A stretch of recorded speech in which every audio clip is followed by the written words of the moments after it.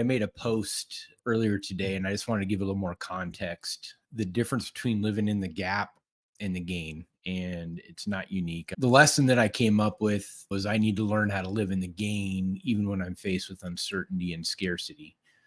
I'm driven to succeed, and when goals are met, it doesn't in my life usually lead to a lot of celebration because it's always on to the next goal. Um, so that's been a frustration for me for a long time. And you try to pat yourself on the back saying I'm driven when it's a good thing because I'm never satisfied with the results. But especially from the outside, when others are watching you, they see just anger and frustration. Frustration is my favorite word, or has been my favorite word for a while, because it's frustration in not meeting my goals. But the best way that I've learned to change that or to fix it is to start looking backwards.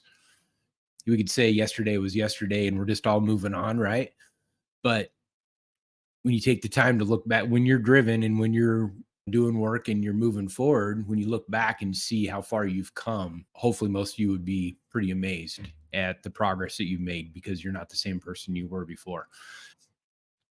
One of the things that I learned or I heard somewhere that kind of really stuck with me,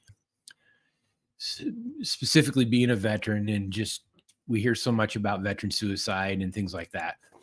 But statistically, and again, I don't have any resources or references for this, but I think it was in the book and maybe there's a reference in there. People that commit suicide, a high percentage of them are high performers.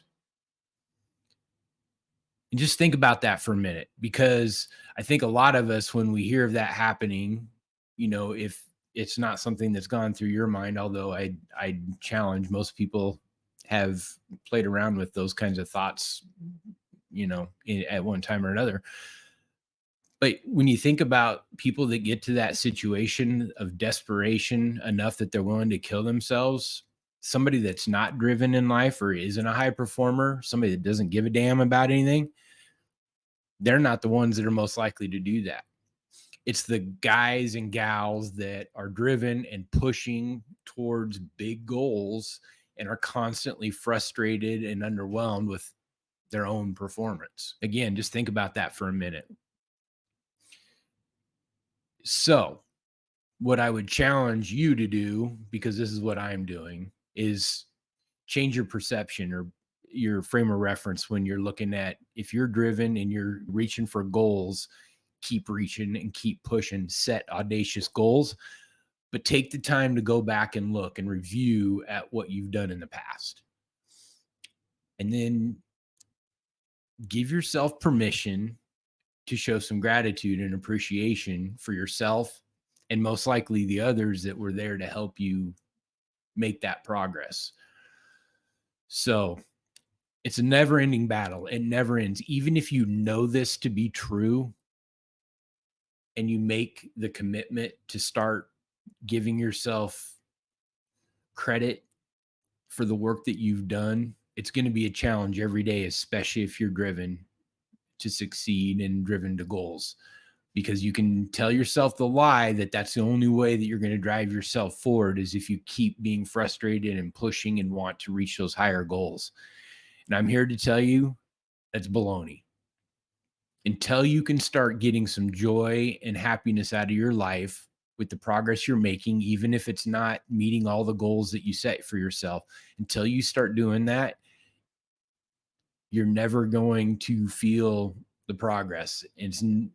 You're never going to be satisfied with anything that you achieve, whether it's something in your relationship or it's money or things that you were able to buy because you're successful at business, or body gains. If you're trying to lose weight and if the only thing that you're looking for is that final goal, you're going to be frustrated on the entire path to get to there.